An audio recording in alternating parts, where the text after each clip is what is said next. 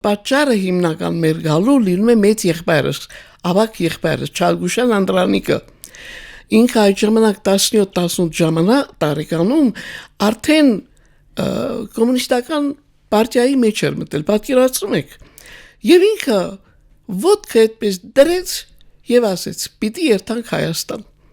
Եվ այդպես 46 թվին մենք եկանք հայրս, մայրս 8 երեխայով։ Եվ հայրս երբեք չի վախեցել, որ 8 երեխա բերելով Հայաստան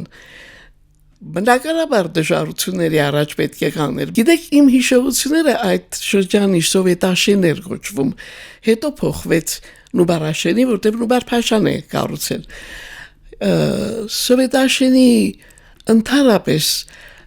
պայմանները կենցաղայի եւ հարաբերությունները մարդկանց դա գիտեք սրտառուչ բան է։ Ինչու՞, որովհետեւ հիմնականում բոլորը հայրենադարձներ էին, կարելի ասել 2-3% տեղացի։ Եվ Նուբարաշենի ամբողջ ժողովուրդը կարծես մի ընտանիք լիներ։ Դուր փակել չկար այնտեղ, կողպեք չկար։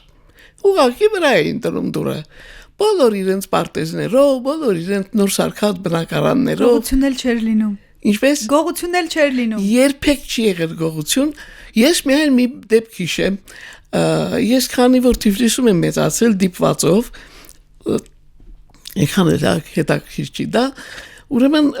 երբ որ ամռան գալիս էի մամայի մոտ, մաման ինձ տանում էր իրենց սենյակը քնելու։ Եվ մի գիշեր հանգարց, քանի որ առաջին հարկ էր տունը, պատուհաններն էլ բաց էին։ Մեկ էլ մամաս ասում է. «Աման, Պետրոս, գող է մտել»։ Ուրեմն տեսանք մի տղա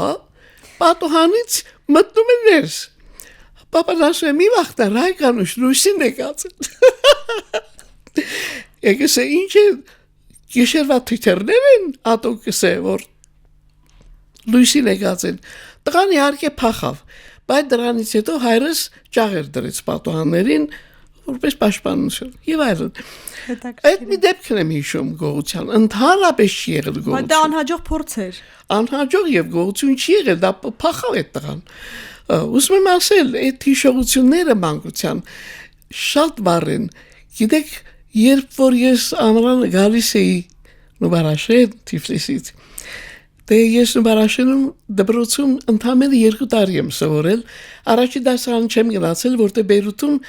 արդեն գրաճանաչ էի, այնտեղ դպրոց գնացել եմ։ Դրա մասին հետո երևի ես կպատմեմ, շատ հետաքրքիր է դա։ Ուրեմն 2 տարի, որից հետո գնացի Թիֆլիս։ Բայց երբ որ ամռան գալիս էի, իմ բոլոր ընկերները վազելով գալիս էին, որ Վարդուհին է եկած, որովհետև այդ սերը համախմբվածությունը մեր եւ նաեւ ասեմ, որ մայրս ընդհանրապես շատ հյուրասերկին է եղած եւ քանի որ ինքը շատ երեխաներ է ունեցած, դա նաեւ օգնել է նրան, որ ինքը ընդհանրապես բոլոր երեխաներին սիրի, դա պես ցուցանիշ է, ես կարծում եմ։ Եվ բոլոր երեխաներին լավ ընդունում էր, հյուրասիրում էր իր ունեցած մրգերով, խմորեղենով եւ այլն։ Պատվիրակությունը Հայաստանի իրեն տվեց շատ մեծ արտոնություններ։ Այսինքն Կաշվեղենի մեծ պաշար, այսպես ասած, տեղափոխել Հայաստան եւ նաեւ 9 հատ զինգեր կարի մեքենա։ Եվ երբ որ իմ Դավիթ Քերին մեզ բերեց այստեղ Հայաստանի Նուբարաշեն ավանում տեղավորեց, պապային տվեցին, այսպես ասած, պաշտոն Կոշիկի ատելյեի կաշվի հիմնական արտադրության բաժնի վարիչ։ Եվ պապաս 9 մեքենաներից 7-ը նվիրեց արտելին։ Անվերադարձ, ասելով, որ ես Հայաստան եմ եկած եւ մենք պետք է Հայաստանին ամեն ինչով ընդառաջենք, ինչով կարող ենք ընդառաջենք եւ բարձրացենք։ Եվ այդպես 7 մեքենան տվեց այնտեղ, ինքն էլ երկար տարիներ աշխատեց, հետո իհարկե փոքր եղբայրս էլ, չնայած ինքը ֆիզիկոս է, բայց ինքը գերագնահատեց աշխատել արտելում եւ իհարկե բավական լավ շրջապատ ուներ եւ շատ հարգում էին իրեն, մինչեւ օրս եղբայրս կա եւ մեր տան դիմացն էր արտելը։ Արդեն իմացանք ձեր ավակ եղբոր մասին, Այո. որ բոլորի մի ամբողջ ընտանիք բերեց Խորհրդային Հայաստան։ Այո. Դուք նաև ասացիք, որ ռադիոյի հետ կապ ունի, դա ինձ զարմացրեց։ Երբ մտանք ռադիո, դուք ինձ համար անակնկալ կերպով ասացիք, որ այստեղ ձեզ ամեն ինչ հարազատ է, Շատ։ որի մասին ես չգիտեի, պատմեք թե ինչպես, ինչու։ Երբ որ մենք եկանք, այդ ժամանակ ինքը ընդունվեց թեթևարդյունաբերության տեխնիկում, բայց երբ որ ավարտում էր, ես արդեն Թիֆլիսում էի, ինքը եկել էր ավարտականի երեկոյին եւ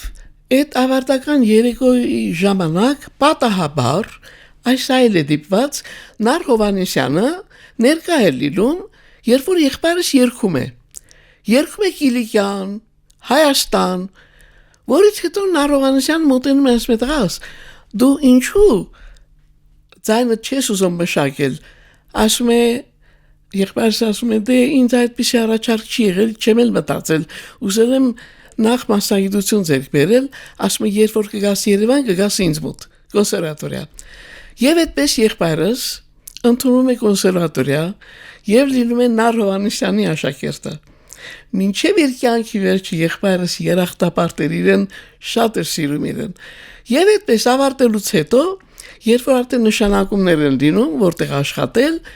եղբայրը նշանակում է Թաթուն Ալթունյանի խմբում մի 2 տարի այնտեղ աշխատելուց հետո իրեն առաջարկ է լինում ընդունվել տեղավորվել ռադիո եւ այդպես 34 տարի ղեկավարեց արևմտաեվրոպական երաժշտության բաժնի վարիչ որպես գիտեք ես եղել եմ այդ սենյակում մի քանի անգամ իր սենյակում որտեղ ես այդ աղջիկներին ու տղաներին անչափ սիրում էի արդեն մեծ աղջիկ էի եւ ինձ ընդհանրապես երաժշտությունը գրավել է որտեղ ես նաեւ երաժշտական կրթություն եմ ստացել իսկ իմ երաժշտական ճաշակը այսպես ասած զարգացրել է իմ մեծ եղբայրս Անդրանիկը որովհետեւ ինչքան ձայնասկավառակ լավ ինքը դասական երաժշտության գտնում էր ինքը գնում էր եւ բերում էր ինձ սա լսիր դու սա լսիր ուրիշ բան չլսես եւ այդպես բայց ասեմ նաեւ որ կարելի ասել որ ամբողջ բաժնի աղջիկները անչափ սիրում էին, անչափ, իսկ Անդրանիկի սերը նրան տգատապ չէր կարելի գնահատել ինչ-որ չափով, ինչու, որովհետև մեկ էլ ասում էր նոր տարի է մոտենում, Վարդուի դու և Անահիտը մեծ քույրս փախլավա կսարքեք աղջիկների համար եւ դա դարձավ սովորություն, այդ մեկ սինի փախլավան աղջիկների համար էր